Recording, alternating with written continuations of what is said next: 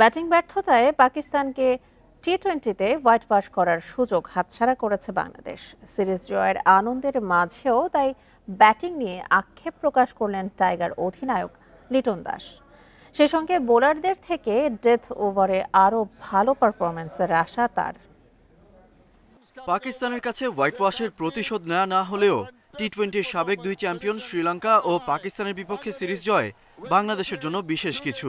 ঝড়ো বৃষ্টিও তাই বাধা হতে পারেনি উদযাপনে। আনন্দের মাঝেও আছে আক্ষেপ। ওপেনিংয়ে সমস্যা, সে সঙ্গে ব্যর্থ টপ অর্ডার।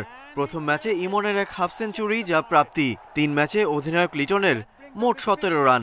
2 ম্যাচ খেলে তানজিদের ব্যাটে 1 ও হৃদয়ের 36। শেষ টি-20তে ব্যাটিং ফ্রেন্ডলি উইকেট থাকার পরও 74 রানে হার, যার অন্যতম কারণ। যদি দেখেন, আমরা বোলিং ইউনিট খুবই ভালো বল করেছি। অ্যাজ এ ক্যাপ্টেন আমি মনে করি 180 chasable, but at the same time আমরা ওই 6 ওভারের পাওয়ার প্লেতে গেমটা অনেকটা লুজ করে ফেলেছি।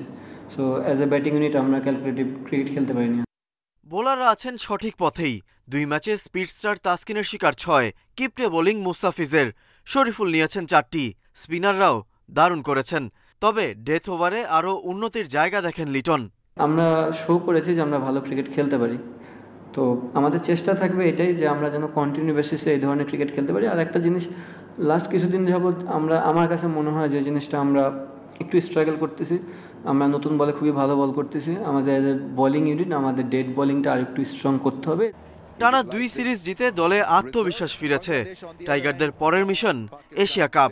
মহাদেশীয় এ আসরে ফাইনাল খেলার সুখস্মৃতি আছে। লিটনের অধীনে এবার দারুণ কিছু করে দেখানোর চ্যালেঞ্জ বাংলাদেশের। Ghalib Hasan, independent news.